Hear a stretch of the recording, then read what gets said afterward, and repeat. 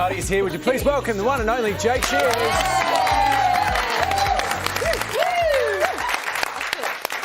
Lovely to see you, Jake. Hi. Crochet? Thank you. Into it?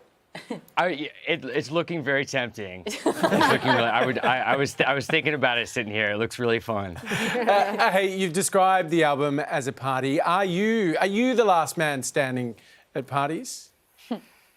Listen, my favorite thing to do is to throw a house party, especially like the last couple of years when we started being able to throw them again.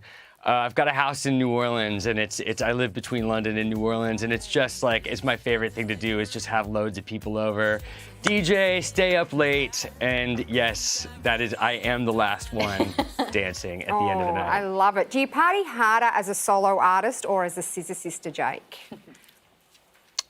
Gosh, it's just such a different beast. It's so fun being a solo artist. I definitely miss the band sometimes.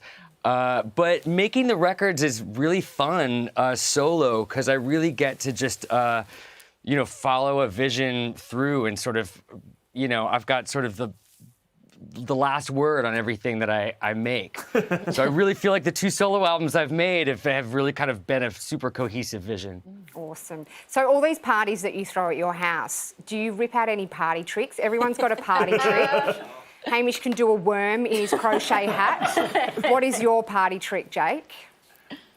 I just play great tunes. Right. You get the dance floor cranking, and that is good. That is essential to have a good party. I love looking out at my house when there's like, when there's like hundreds of people just packed in it, and it's like 4 a.m. That's when everybody's having a good time. Well, I'm sure they're having a good time listening to the new album as well. It feels like a bit of a different vibe from your last effort. Is that fair to say? Is that representative, I guess, of the headspace that you're in? Yeah, I was making my last record about 7 years ago. I was writing it and I just moved to New Orleans and broke up with a partner, and it's a very personal record, and it was a very organic record, loads of live players. And this record is just like a straight up dance album. It's a party from beginning to end. And I test drove it out at parties and played it out a lot before, as I was making stuff and playing it for people. And it's got a very different vibe. It was like about halfway through making it, I was wondering like, oh, what if there was no ballads on this? What if it was just like all up tempo? And it's pretty relentless. And it's the longest record I've ever made. So it's like quite a ride. Very important to us here in Australia. You've also got Kylie on the record, which is very exciting. Now, you guys have worked together a bunch, but sometimes they say you shouldn't always work with your friends. How was it for you guys? Listen, we've been making music for the last 20 years. She's a wonderful person. I love writing with her. And this song is really special. I really wanted to put this song out for a while. I've had it in my back pocket. And I kind of built the record around it. And the song that we have together in this record is called Voices.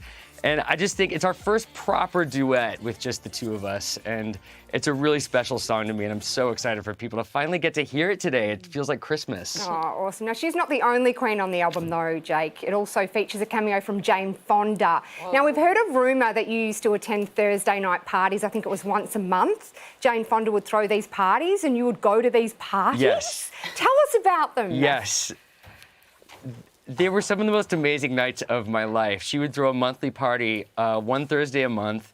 There'd be about 30 people there. Everyone would just like sort of plug their iPhones in, and everybody would sort of DJ, and they were unbelievable. You just would sit there and you wouldn't believe the people that were there. And she was just amazing, and she'd wander around in like a cat suit and have her dog, with her the whole time. They were amazing parties. I'll never forget them. Like, if you would go to her house, would she say, okay, Jake, you're on dessert? And like you went with Kylie one time, Kylie, will you bring the red wine? Jake was dessert.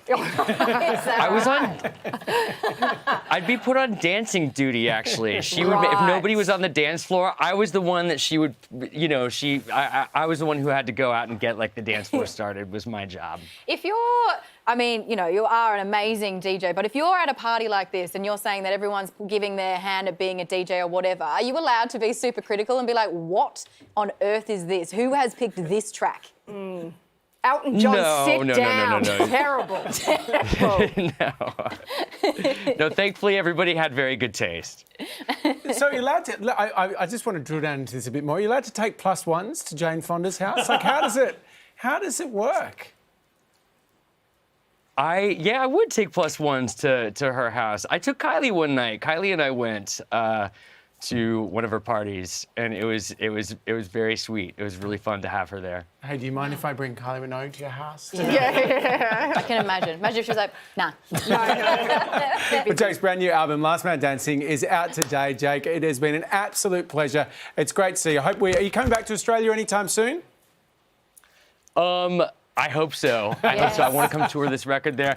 I love playing Australia. It's a blast. I cannot wait to get back down there. We'd love to see you. Would you please thank Jake Shears? Yes, thank you, Jake. Thank you for having me. Love your work.